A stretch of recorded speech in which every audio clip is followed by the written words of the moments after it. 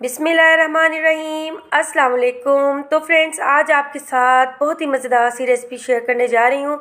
आज जी मैं आपके साथ शेयर करूँगी मीठी टिक्कियाँ रेसिपी। बहुत ही मज़े की रेसिपी है, ज़रूर ट्राई कीजिएगा और कमेंट करके ज़रूर बताइएगा। सबसे पहले आपको 1 कप दूध चाहिए, इसमें हमें चाहिए 1 कप चीनी।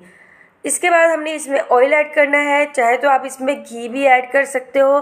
तकरीबन आपने इसमें लेना है 4 टेबल स्पून। अब आपने इसे अच्छे से मिक्स कर लेना है ताकि चीनी जो हमने इसमें ऐड की है वो अच्छे से मिक्स हो जाए। दूध जो था वो रूम टेम्परेचर पर ही था, उसको मैंने गर्म नहीं किया, ठीक है। अच्छे से मिक्स करने के बाद अब हम इसमें तकरीबन 2.5 से 3 कप आपने मैदा लेना है और हाफ कप जो है वो सूजी लेनी है और 1 टीस्पून आपने इसमें ऐड करना है इलायची पाउडर। अब आपने इसे अच्छे से मिक्स कर लेना है। जब आप इसे अच्छे से मिक्स कर लेंगे, इसके बाद ही हम इसमें ऐड करेंगे तकरीबन 4 टेबलस्पून आपने ऐड करना है तेल, ठीक है जी। तेल हम इसमें ऐड कर देंगे। अब आपने इसे अच्छे से दोबारा से मिक्स कर लेना है।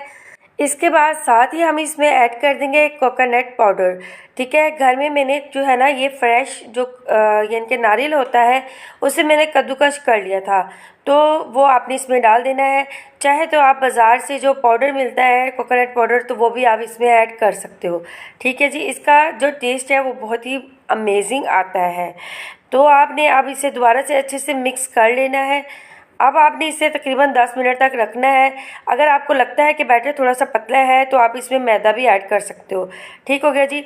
उसके बाद जी ये इस टाइप का जो है ना आपका जो है मिक्सचर हो जाएगा। उसके बाद आपने इसकी जो है ना पहले बॉल बनानी है, उसके बाद आपने इसकी इस तरीके से टिक्कियाँ बना लेनी है, ठीक है जी। तो आपने इसे मीडियम स्पीड पे इसे फ्राई करना है। तेज़ स्पीड पे आपने इसे बिल्कुल भी फ्राई नहीं करना, क्योंकि ये ऊपर से जो है इसका कलर आ जाएगा, अंदर से ये कच्ची रह जाएंगी। तो आपने इसे मीडियम स्पीड के ऊपर जो है बिल्कुल आपने इसे फ्राई करना है। तकरीबन ये 10 मिनट के अंदर अंदर जो है ना अच्छे से फ्राई हो जाएंगी और बहुत ही ज़्यादा क्रिस्पी हो जाएंगी। तो इसी तरीके से आपने सारी फ्राई कर लेनी है। ऊपर से जी हमने इसे डेकोरेट कर लिया है कोकोनट के साथ। तो बहुत ही मज़ेदार सी क्रिस्पी सी जो है ना हमारी मीठी टिक्कियाँ जो है वो रेडी हो चुकी हैं। ज़रूर ट्राई कीजिएगा और आपने ज़रूर बताना है कि अगर आपने ये रेसिपी ट्राई की है तो ये आपसे कैसी बनी। चलिए जी, आप मुझे इजाज़त दें। ओके, अल्लाह हाफिज़।